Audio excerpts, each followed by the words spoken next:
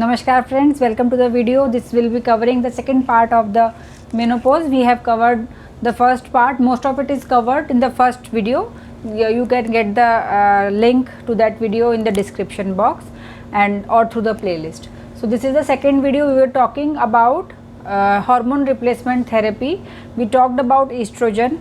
We have seen that to counter the effect of adverse effects of estrogen, we have to add progesterone to the hormone replacement therapy. And what are the advantages of this progesterone in this HRT? When you give it along in HRT, progesterone has got four mechanism of action, four benefits. Number one, what it will cause? It will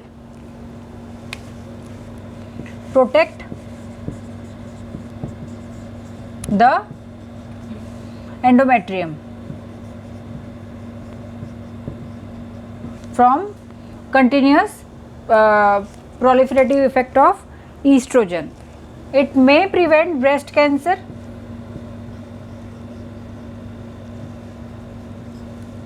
Number three, what it will help? It will implants. When suppose a woman is to be put on HRT, but she is not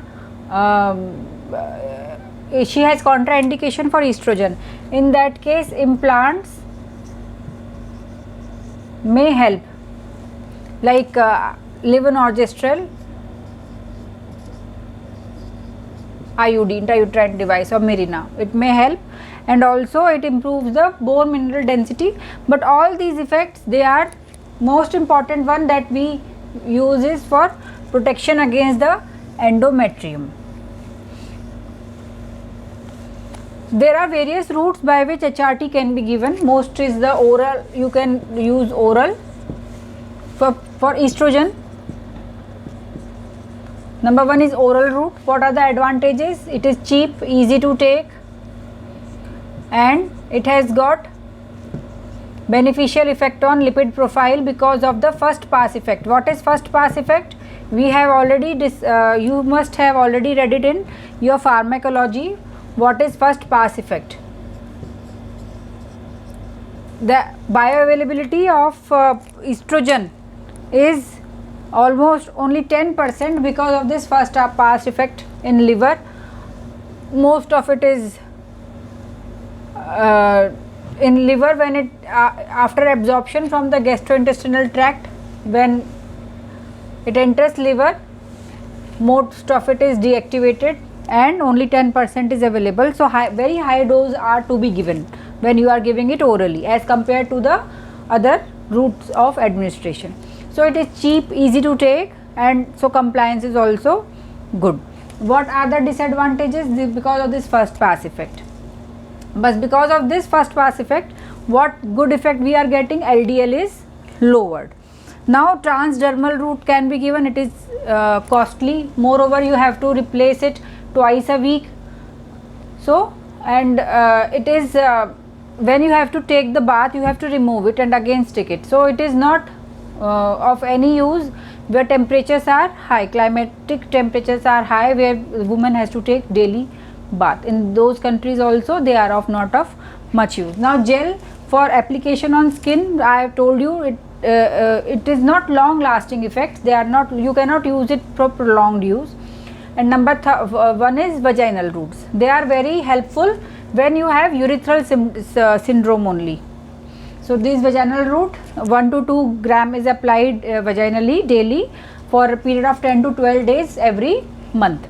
And continuous therapy is to be avoided. You have to tell the woman that she should not use it continuously, because these vaginal routes, this minimal application may also cause endometrial, may predispose her for endometrial carcinoma. So what are the risks of HRT? When you are giving transdermal route, it also reduces the triglyceride level. Remember this. So this you can get as an MCQ in your NEET or FMGE exam. What are the side effects? Number one, risks of HRT. What complications she may develop because of this HRT? Number one is thromboembolism. So you have to when you select the woman for HRT, if there is a previous history of any thromboembolic episode, you have to rule out that she should not undergo any HRT using these medicines. Also, then endometrial and breast carcinoma, if HRT are taken for more than for prolonged use. Endometrial carcinoma, regular 3 months of estrogen may predispose, and breast carcinoma, especially in those who have taken for more than 5 years. And what next? The possibility of coronary heart disease in a woman who is at risk for cardiovascular disease. So, in this way, these are the complications that may develop in a, or liver injury may occur. So, you have to monitor her LFT, especially if she comes to you with the complaint that mimics liver diseases. So, what are the, so progesterone, I just told you, you have to add low dose progesterone 10 to 12 days every cycle, or you can give continuous estrogen and progesterone preparation. These continuous estrogen and progesterone preparation, they don't have periods, so they are period free. HRT, continuous use if you are giving, and if you are adding intermittent, then it may lead to withdrawal bleedings. If a woman is okay to get cyclical bleeding, then you have to add in between at minimum 10 to 12 days daily in a cycle month. Now, what else? Other drugs that are used because of this estrogen effects on endometrium and breast. HRT may save her from osteoporosis, may save her from cardiovascular risk, but she may be predisposed for endometrial carcinoma or breast carcinoma. So, there is always a search to find a better molecule, better drug which has got less of the side effect and more of the effects. So, one drug which has emerged is Tibolone. Although Tibolone is not approved in USA for this use, but in India it is used. Tibolone 2.5 milligram daily. It is a synthetic derivative of 19 nortestosterone, and it has got a weak estrogenic, weak progesterogenic and weak androgenic action. So, endometrial hyperplasias and breast carcinoma, it is said that they are better prevented by this drug, and even hot flushes are also not seen with the use of this drug.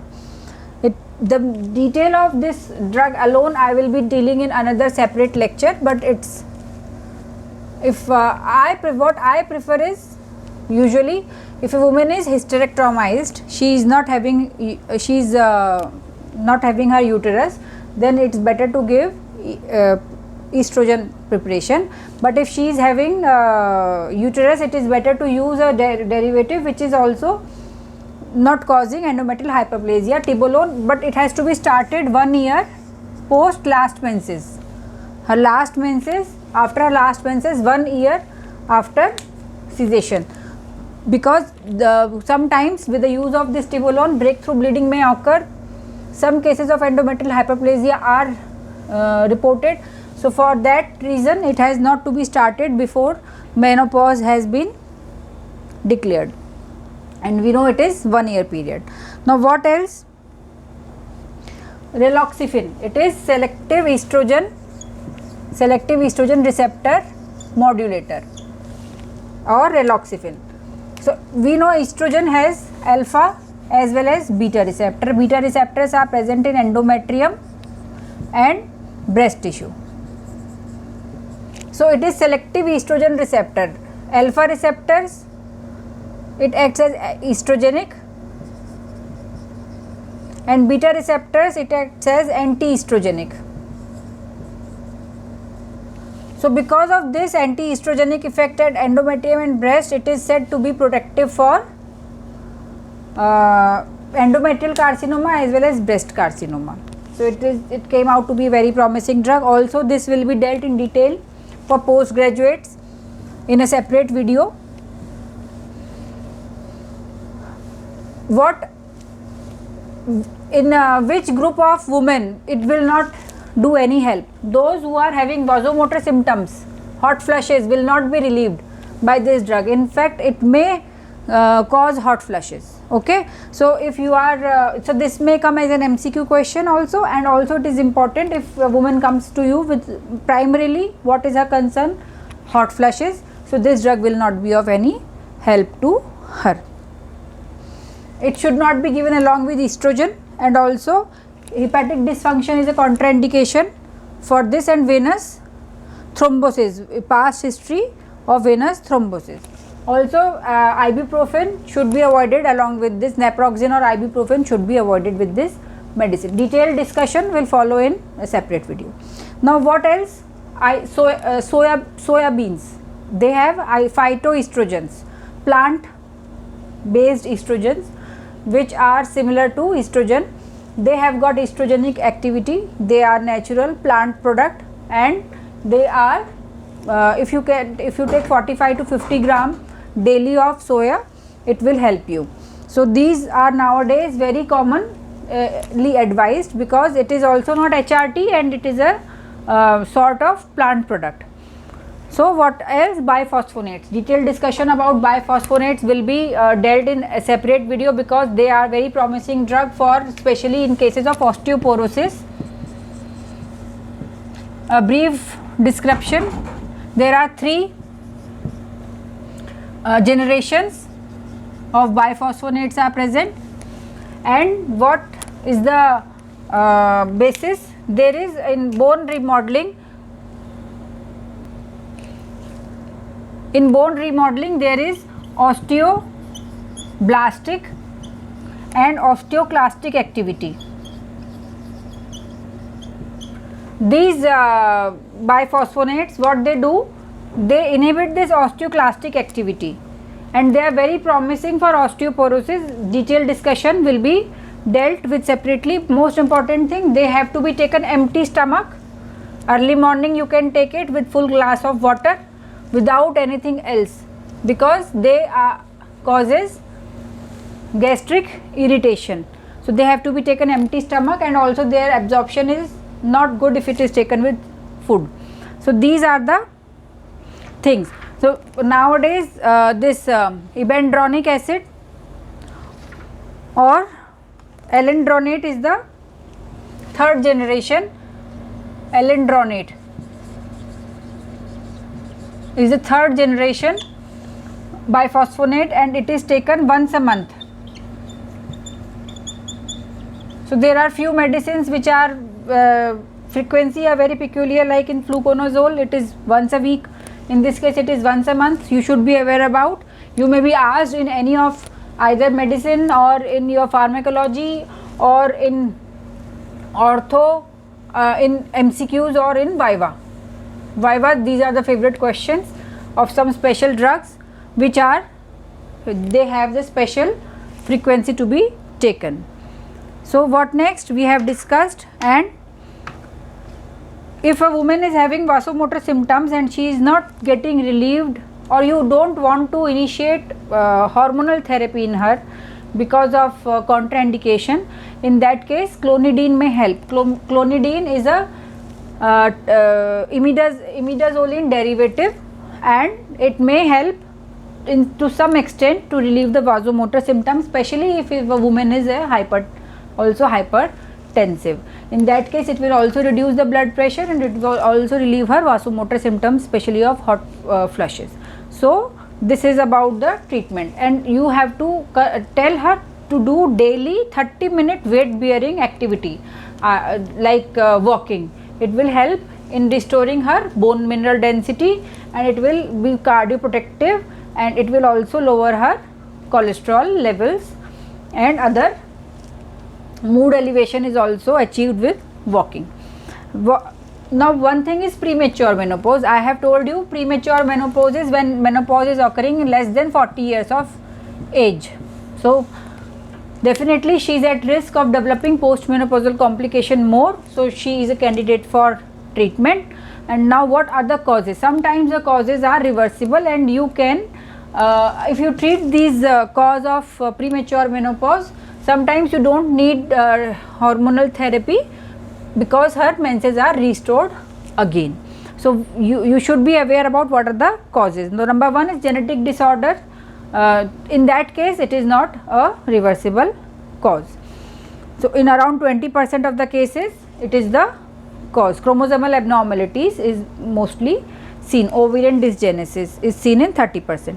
Now autoimmune diseases, like if she is hypothyroid, autoimmune diseases, if her CD8 count is more than CD4 count, that means she is a woman of autoimmune disease. And autoimmune disease, she develops anti-ovarian antibodies.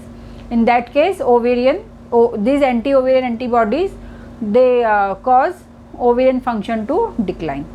Now third one is tuberculosis.